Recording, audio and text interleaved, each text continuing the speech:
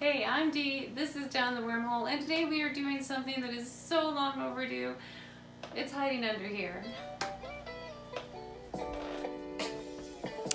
Alright, so underneath this fish tank, we were hiding the mealworm collection.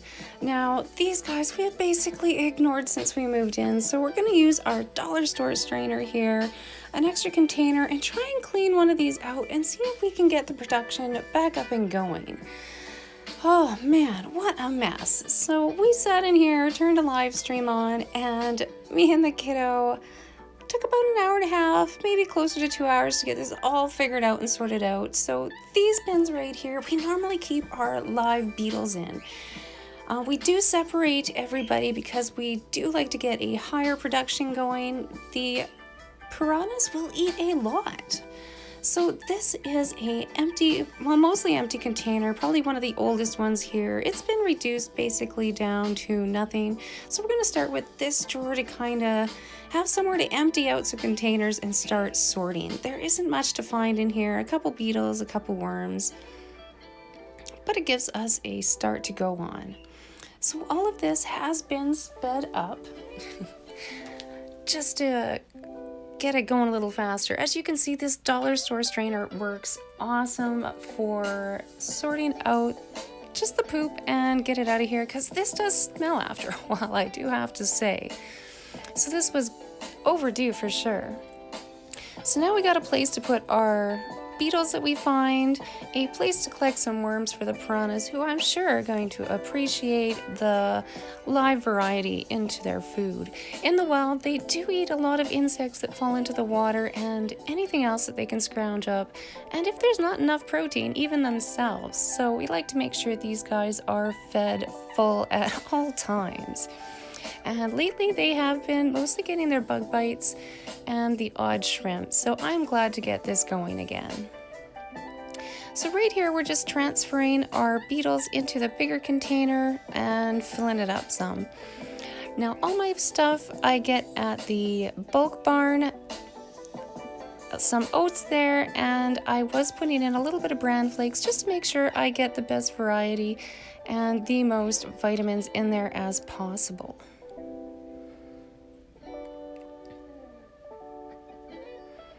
So we're just topping that up, and now we're going to do some major sorting.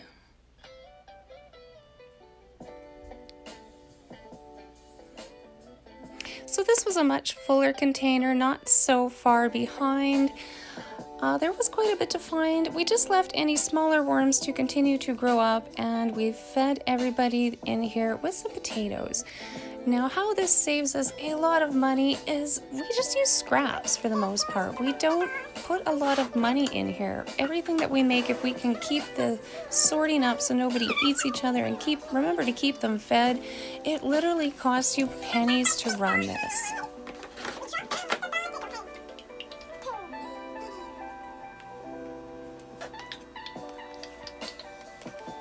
Now we also collected as many of the cocoons as we could find. These guys do have a 3-stage life cycle: eggs, worms, and beetles, with a cocoon stage kind of like a butterfly in the middle.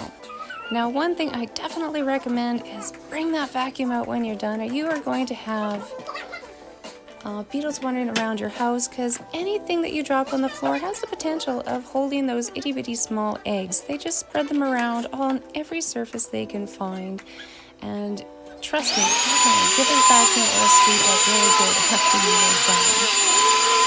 Now for something different today, I decided to feed some mealworms to the goldfish. See what he thinks. This is Casey here. And I have to say, he is definitely the worst fish for feeding in the camera. His eyesight is not the greatest. His eyes, as you can tell, are on both sides of his head, so we just have some trouble finding food. This is a new one too, so we sped this part up. He's just impossible. He does get a lot of food, but I'm glad he doesn't have to compete with anybody, because this is just impossible.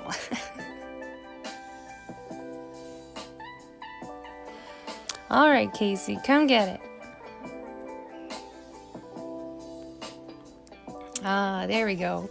So I definitely think this is going to be an added part to his diet as well, and getting to feed him a little cheaper with the duckweed and all the other natural foods that I feed him, I think is a definite bonus.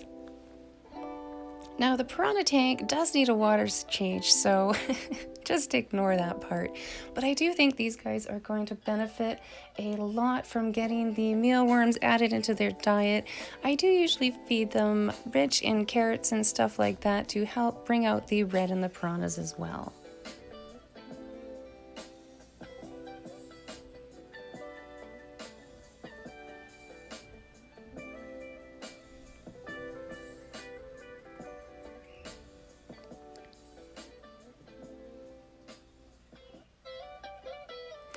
So these guys do eat a lot in a week, and I am very glad to have a colony like this that can help out with the food costs. And now that I've got this sorted up, hopefully within the month, we can pick up the production to something that these guys will enjoy.